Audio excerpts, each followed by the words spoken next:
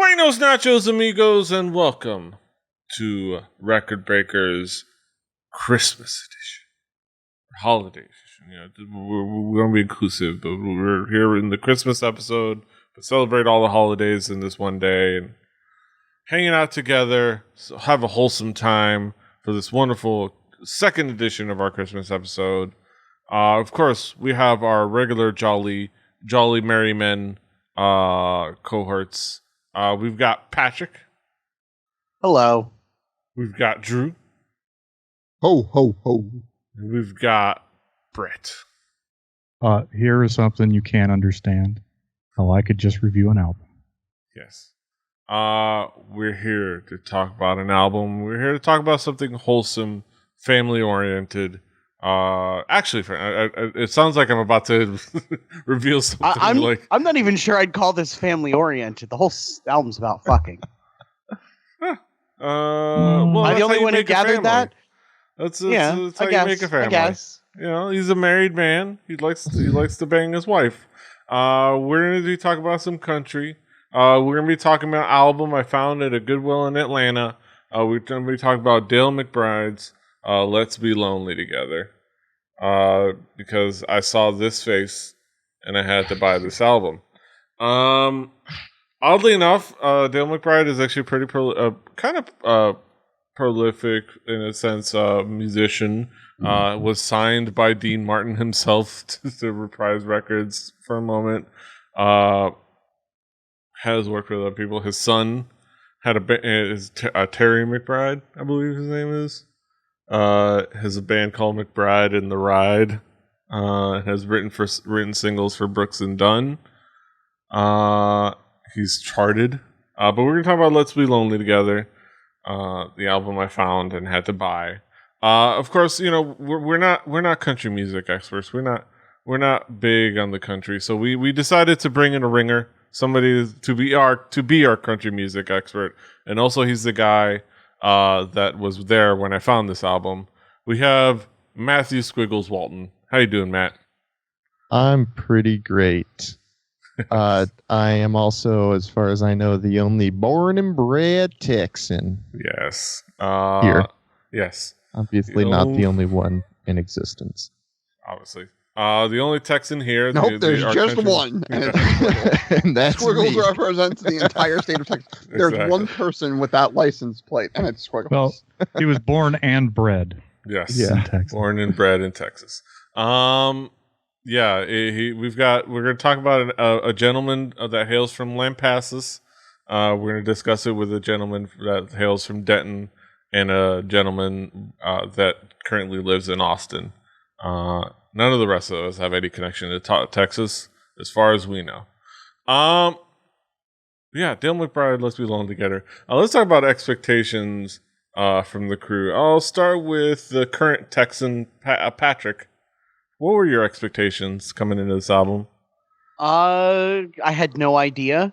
I did believe the album had the second most emo title of anything I had ever heard, second only to Even Hitler Had a Girlfriend by the Mr. D Experience. So I knew I was gonna get something about that lonely ass feeling. But beyond that, I had no idea. Guy named Dale McBride, probably country. But who knew? Who knows? Yes. Drew, what expectations did you have coming into this album? Well, you said you found it sort of randomly. You showed us the album cover, which seemed sort of pieced together, and said it was a country record. Besides those pieces of information, I was lost. Like, I had no idea the history that this guy has in the recording industry. I had no idea what I was in for. I just expected some country music. Yeah. We got some country music. Brett, what expectations did you have coming into this album? Well, that particular album that was in your hand, I was not there during the purchasing, but I was stared at while I slept when it was back in our room. But no, Dale McBride sounds like, I don't know, it could be an Irish folk singer for all I know. But I knew it was country music. You could tell by the lettering being done on that album in rope. Yes. It's a telltale sign. But I didn't know if this was going to be like, tearing my beer or tight fitting jeans country. Yes. I was hoping for trashy Conway Twitty, but I would also accept, these are guys that don't play the blues, but they play blues. But I really had no clue. I was not familiar with him or his or his son. I did go down a Wikipedia hole to try and figure out, okay, what's the likelihood that Squiggles knows one of these guys that's in this other band of his son. But otherwise, I didn't know a whole lot before I started listening. Yeah. Squiggles, Matt, as our resident country music expert, go ahead and tell us a little bit about this album, or how describe this album musically. What make up the themes elements of this record? First of all, I think it should get points for the instrumentation overall. I think was fairly good. Like, it was pretty strong guitar and steel guitar playing at points. Good intros and outros. However, his Dale McBride's voice, I would describe it as uninspired, generic honky-tonk voice. Mm-hmm.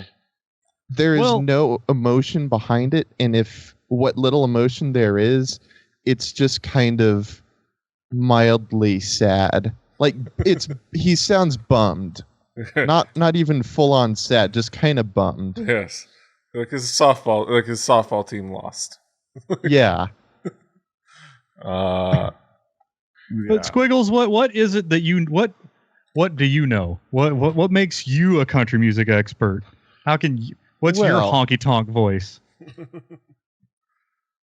My grandfather had a single. He didn't sing it, but if you go to YouTube, oh God, and you type in 20 beers, you can hear Jimmy Skinner sing the song my granddad wrote named 20 Beers. Yes. So you come from honky tonk? I come from a honky tonk heritage. Yes. And I have a guitar behind me to prove it. Yes. Squiggles is our expert in both types of music, country and western. Exactly. We started this describing that he grew up in Denton. I don't think we need to call him to question his countryness real quick here. He's Texan. Let's be fair. I will say that there were in this record, I do not believe that there were any. He sang anything about mama or trains or trucks or prison or getting drunk. That's more Appalachian. Or even his dog. Yes. Or even Didn't sing about his dog. But yeah, Patrick, what would be the themes elements that caught your attention on this record?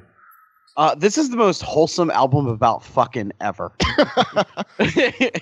I've never known Dale McBride, and I will never know Dale McBride because he passed away many years ago. But this man loved two things. He loved ballads, and he loved making sweet, sweet love to his wife in their presumably a monogamous relationship. He also did not like songs about cheating or homogenous. I don't know. Maybe it was 100% missionary. I don't know. It's a nice male. It's homogenous. But see his son. It was heated up. Well emulsified. I think like Squig said, like I was genuinely impressed at the instrumentation and quality of the music for what is otherwise a little known country album from the late 70s. It was well played, but it's a friendly reminder that country music is the inadvertent forerunner of emo music, subject matter wise, and also Dale McBride just wants to make all the sweet love. Mm-hmm. And yeah, that is the inescapable message of this record. We'll talk about particular tracks later on, but yeah, Drew, what would be the themes elements that caught your attention on this record? Okay. What the hell am I really supposed to say about this record? Like, really? Like, it's just kind of there, isn't it? Like, Squiggs said it best. The vocals seem a little uninspired. It's up-tempo country music. Going back through the lyrics, it seems like, to delve a little deeper into what Patrick was talking about, it seems like there was two speeds for this record, which is the super happy, lovey-dovey, great relationship, great stuff, and then like the songs that I think would slot more into the stereotypical like tear in your beer country music type stuff. And it was very like, you either got one where I'm in the greatest relationship of all time and this is the best thing I could ever think of, or like this is terrible. And it's weird to me that like it's split sort of like that. But like musically it just is kind of there. Not that it was done poorly. It was done actually very well. Like the album came out sounding fidelity wise great. The production quality on this record was actually really, really good. I think if I remember correctly, it was a Bill Walker that was producer on this record. And I specifically looked that up because it actually like sounded really good. I was expecting like much more like shoestring budget sort of country music, and that's not what I got. There was some guitar licks, which was weird, like just electric guitar, which I was not expecting. I was expecting mostly acoustic and soft stuff, and then I got electric guitar, which was cool, and fiddle, which if the fiddle in the one fiddle song was any indication, there should have been more goddamn fiddle. Yeah, it was the most interesting thing on this entire record. Johnny Gimble is the only Johnny man. Gimble, the only man Squiggles recognized. Yeah, he, for those unfamiliar with that name, Johnny Gimble played with Bob Wills and his Texas Playboys. Yeah, there you go. Of course, that makes sense. Absolutely, yeah. Yeah. We all absolutely knew that before Squiggles said it. Yep. Brett, what would be the themes elements that caught your attention? This is definitely of the country music that does not include banjos, mandolins, and people scraping thimbles on top of pieces of rigid steel. This is the you get a ton of harmonica type of country music, and you get that 70s quack guitar a la Jerry Reed, just without the Jerry Reed doing Jerry Reed stuff. Yeah. I will get into more of the guitar stuff. Yeah, well, I mean, you know, he's they're thirsty in Atlanta. Yes. But you know, this you know, it fits all of the requirements to be a country album. It's of the era of country music where, you know, country music didn't have a whole lot of rockin' positive tunes back in the day. I mean, it's a branch of folk music that sort of runs parallel with the blues. And there's some of that, but it does it in the most weird positive way. It's like if Ned Flanders were to write a Tear in My Beer album. It's very like you know, it's not like I don't. He inspired a little bit of Ned Flanders, like. Well, this is the kind of country music you also didn't expect the most embroidery work to be done on the shirt that the guy's wearing. This is more of a that's a working man. That collar looks pretty white to me. I'm just saying. Yeah.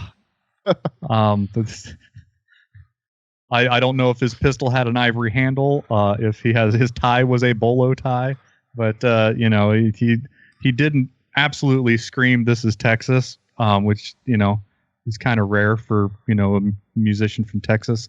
But you know, it definitely came through. Also, it had different themes. It was the themes of the banging and being at the local bar.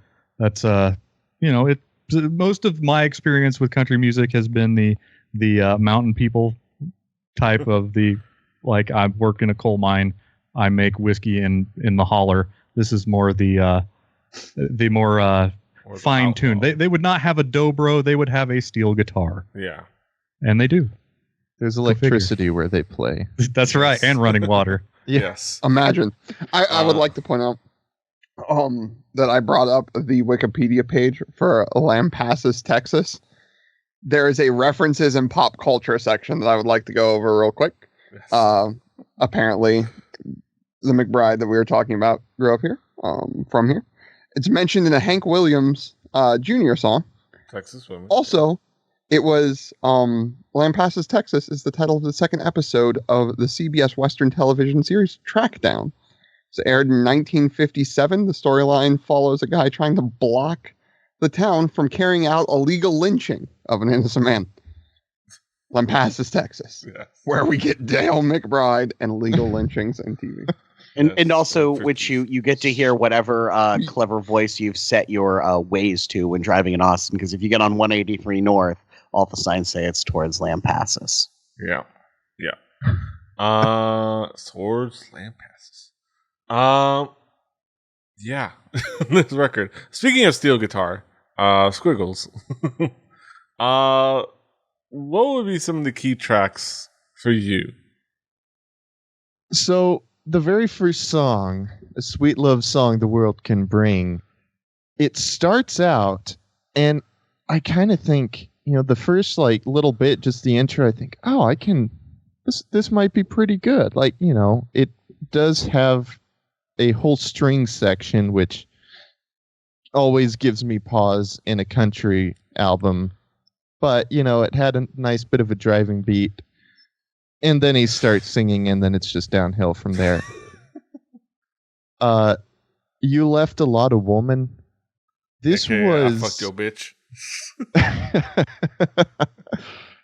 This was the song that was closest to being a good song, I think.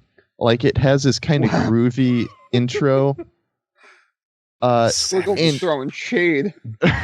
Squiggles is savage AF.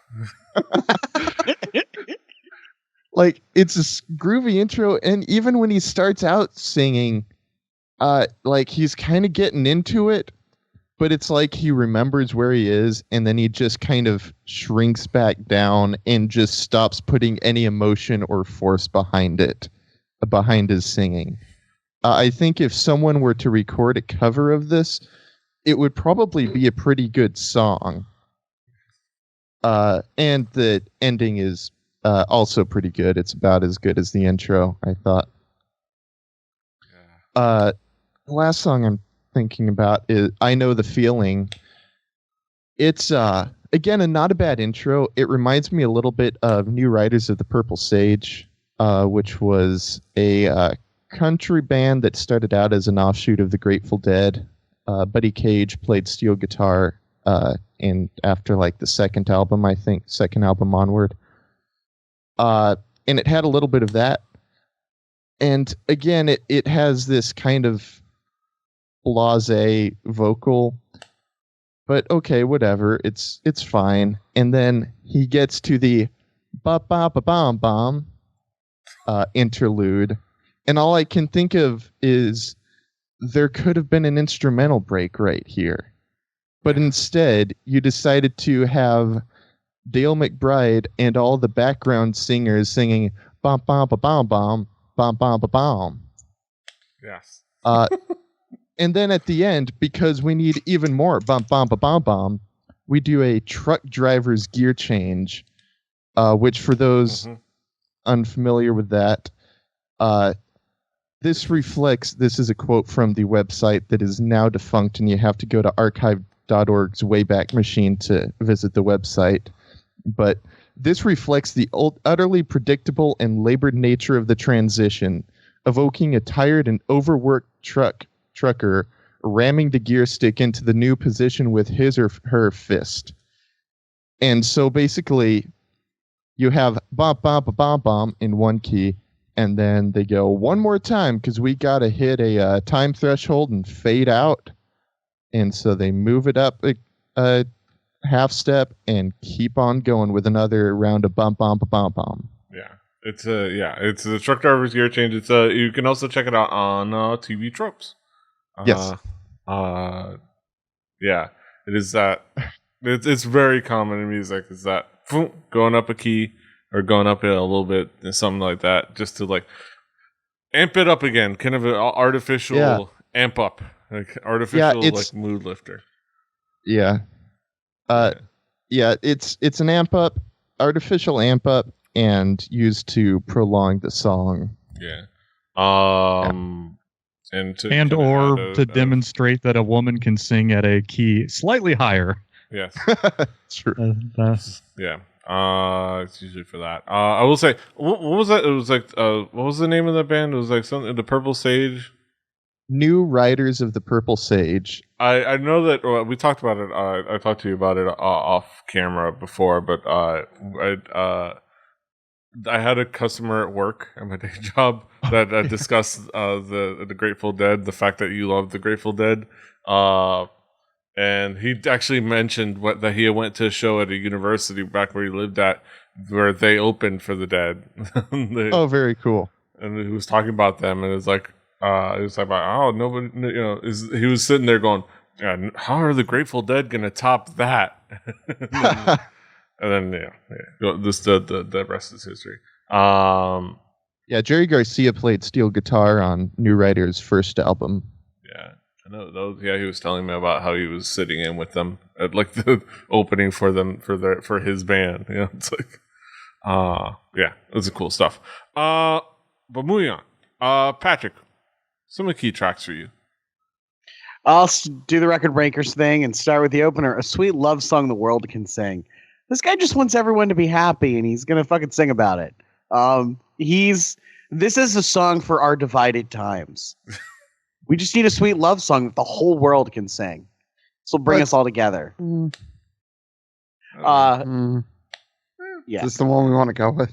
I'm just saying conceptually we need a love song we can all sing. I would have went Not with this Away one. to the World, but that's me, I guess. Fuck Christmas music. Have you heard Away to the World? It's one of the greatest punk songs ever. Yes. Hey, man. The title track, Let's Be Lonely Together. Like I said up top, the instrumentation on this record is kind of great for being a little known album from the late 70s. And Dale McBride just wants to make sweet, sweet love. That is probably 60 to 70% of the subject matter of this record. Yeah. He's like, we could sit here and be mopey and sad about how our love lives suck, or we could just fuck. Mm-hmm. We could just bang and we can have some fun. It's a little bit. I'm wondering if this is like proto-negging. Is that what Dale McBride's doing here? It's sort of like, let's just be lonely together. We're both lonely. Like, can't get any worse. Saying, let's be lovers. Let's not be lonely together. Let's be together and be lovers and share a moment, share some love. He's trying to be positive. I don't like cheating songs. Dale McBride just wants to make sweet, sweet love, but only sweet monogamous love. There will be no cheating allowed. Yes. This song I'm mentioning purely for the quote, and I'm quoting, I'm getting tired of hearts that break in 4/4 time, yes. Which is probably the best cheesy song line that's ever been written. That is the cheesiest of cheese. That is cheddar covered in Velveeta, covered in queso. It's just all the cheese. I will give him credit. He wrote this song in this way, but if you look at the subject matter, you look at the song Neo has So Sick of Love Songs. A much better song, same subject matter. I think that's the theme he was going for. But you might as well say you don't like songs about trucks or I would gamble that he came up with the hearts breaking in 4/4 time and wrote a song about it. Yes. Yeah. Yes. It's like, damn, that's a good line. That's a good line. Let's write a song about that. Yep. And then it's like any good freestyle rap line. It's like one punchline that just needs the rest of it to link into it. Yes. And then the last track, it's Hell to Know She's Heaven. If you just change the instrumentation of this is like more emo than almost every emo song of the 90s. Like it is the saddest of breakup tunes. It's so sad. Yeah. And I'm just impressed by how emo this can be as someone who, as we've long ago established, is a sucker for a good fucking emo song. Yes. And this just, was as emo as it gets. I would say the person, the writing something around one line. I've started an entire podcast career out of wanting to introduce something with buenos nachos and outro it as hasta los huevos. Those two lines came first. Then the whole idea of doing podcasting came afterwards. Live the dream. Yes. Drew, what would be some of the key tracks for you?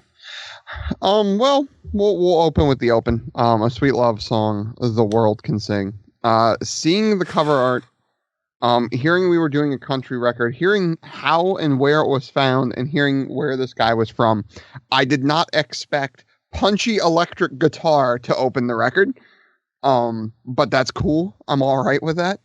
Also, this was the song with the fiddle. And it was real good. And it needed more fiddle. Mm-hmm. Because the fiddle really worked and added a cool bit of depth that I kind of wish the rest of this record had. Yeah. My Girl. The slides in this were the wrong one. Close. Just talk about My Girl. I am just talking about My Girl. My Girl. The slides in this one, the twanginess is nice. It's an easy country crowd pleaser, I think, is adding some twang with a little bit of sliding, and that's all right by me. And then I don't like cheating songs. If you look up country bass line in the dictionary and you were trying to find the most stereotype country bass line that you could put in the dictionary next to that definition, it would be this or something like it. Jesus. This bass line was a giant country cliche just hitting you in the face. I think Squiggles, by his smile and his laugh, can agree with me on this one. Holy cow, this bass line.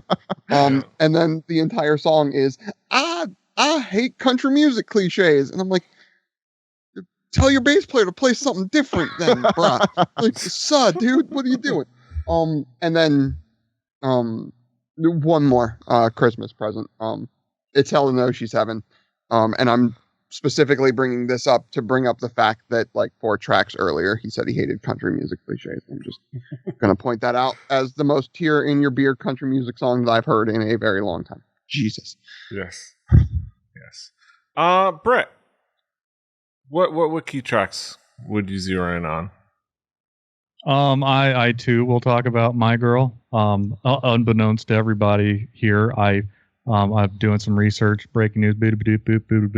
Dale McBride was a member of the Texas Prunes, making cliche country music and in claymation. This is the most 70s TV theme sounding song I've heard in a long time. From the harmonica and the really bad reverb that like is not only on the backup singers, but it is also slightly different on instruments. But the thing that stole my heart about this song is there's a guitar lick that's played. It's like one note that's bent and wiggled around for a little while and then moved up 3 frets and wiggled around a little bit. Somebody decided to put that through a chorus effect, and it's a single note through chorus, and it's cheesy old chorus too. And I could get behind that. Somebody's like, my role here isn't that big, but I'm going to make the most out of my halt who goes there line in this play. And I want to talk about I don't like cheating songs. Those are actually fact of a favorite kind of country song of mine, are the cheating songs. Yep. There's better steel guitar playing than I was expecting. There's also the sound of a drum I think it kind of sounds like a guy flicking his index finger against his cheek to make that sort of knocking sound. Yeah. There's kind of. Oh, we've not quite the water drop, but there is something going on there that I couldn't quite land. It was the that noise. We're on an audio podcast. Well, let's describe noise. I have had trouble in my life being like, how do I name a sound? So, if you don't know what a vibroslap is, how do you describe what a vibroslap? But yeah, there's also like some parlor piano. Nothing says country music like a piano being banged on, in a ragtime fashion, just without the good piano playing. It works. It fills a job. But it's a kind of a weird song, but it's dumb enough to be enjoyable. And it's Hell to Know She's Heaven. The greatest song about thinking about somebody else banging somebody that you had once banged. It's also noteworthy because it's that kind of song. It is a cheating song that will make somebody cry in the bar. It's all three of those songs make me want to figure out if I can get on the jukebox search from my chair right here and make the 86th Street pub listen to Dale McBride. Tunes time. Yeah, magic. Once you learn that you don't have to be at the bar to make everybody listen to Nickelback for the next hour. Yeah. But yeah, those are the songs that stuck out with me. A lot of these songs sound alike. Yes. This is country by numbers. Yes. I think that's the best way we can sum it up. Country by numbers. Super generic. Milquetoast, to be exact. In so many ways. Let's bring it back around the horn and have some conclusive thoughts. Patrick, what will be your conclusive thoughts on this album as a whole? It's country music, which has never been my genre, although I think this was when country was still good. I feel like the last 15 to 20 years have been very unkind to the genre, and it's mostly just become worse pop music. Dale McBride wrote some fucking sad-ass emo songs and some songs about making sweet, sweet love. And I think that's something I can get behind in general. I like we did this, for fun, basically, for the joy of listening to something off the wall. And actually, I didn't hate it at all. I mean, am I going to listen to this all the time? No. But do I regret a second of the time I spent exploring Dale McBride's Let's Be Lonely Together? Absolutely not. Yeah. It's fun. Yes. Drew, what would be your conclusive thoughts on the album as a whole? It's an album. The album exists. We listened to it. There was country music on this album. There was a guy named Dale McBride. He sang. He wrote some songs. And at one point while listening to this album, I sort of listening to the album as I'm doing things usually throughout the week, and then I'll sit down once or twice and just listen to it, just only listen to it. I may have almost nodded off once or twice, and that's the first time that this has ever happened to me. It exists. There was some production work that went into this album, and that production work was really well done. Other than that, Yeah. It was yeah. It was just white bread. It was just there. Yeah. Brett, what would be your conclusive thoughts? I can't say that this album is bad. It's not awful. We've listened to bad. Well, actually, we haven't brought Michael Jackson yet, but it's we should. It's actually a really good record. Go figure. But this is not a really good record. No. It's an okay record.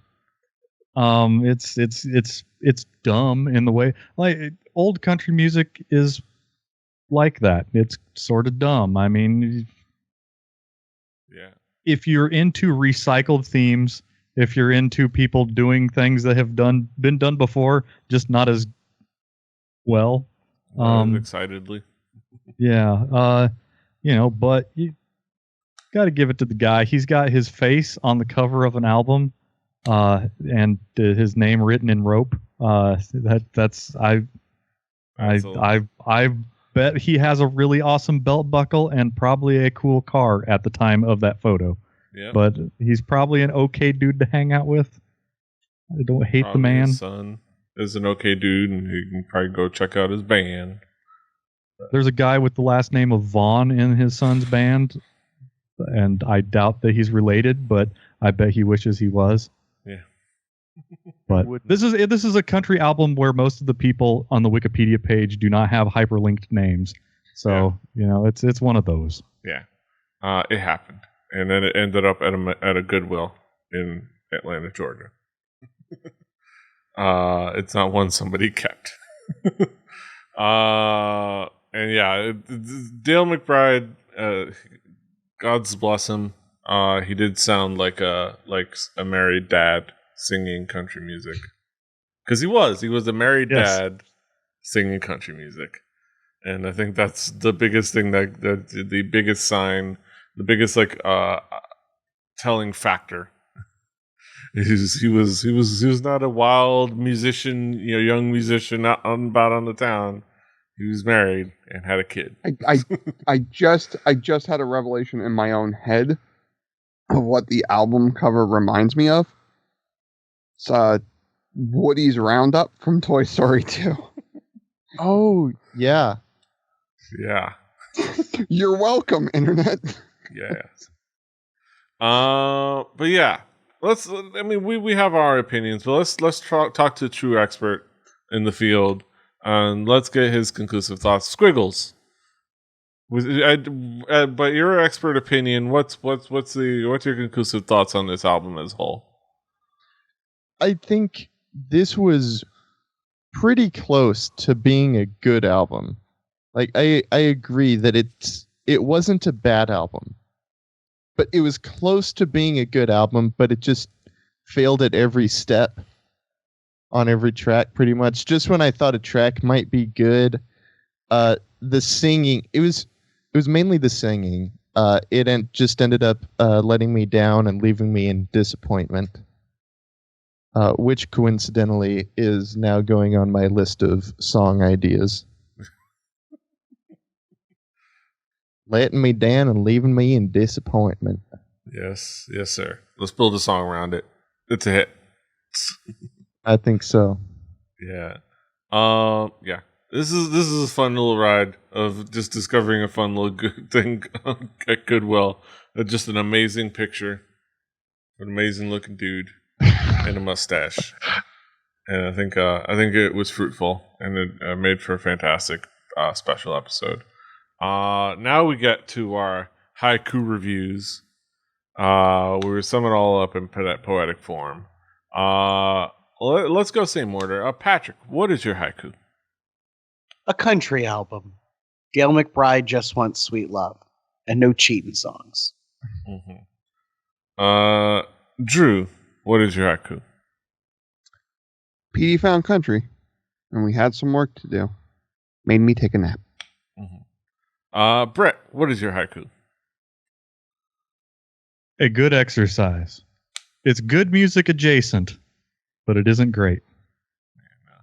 I'll do my haiku. Good wholesome country.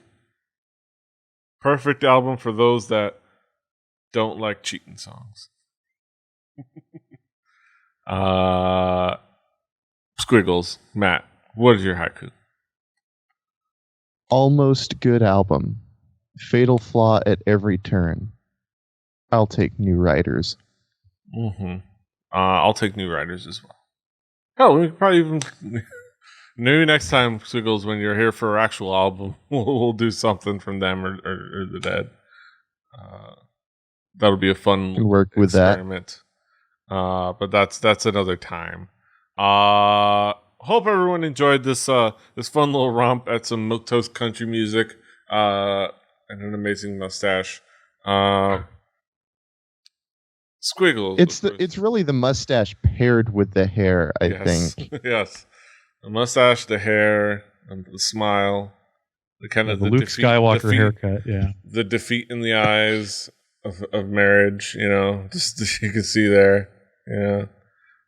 The shirt. Dead inside. The shirt. How many buttons down do you think that's unbuttoned? I'm gonna go with right there. That's the last point where it's unbuttoned. All the rest of that is buttoned. Yeah, I think there's only one unbuttoned. And that's right Actually, here at the lapel. I should probably correct myself. I think there's only one that is unsnapped. So there's another button to button. I don't. Well, I mean, we'll see. I don't know how hard it is. If it is the hardest one to button.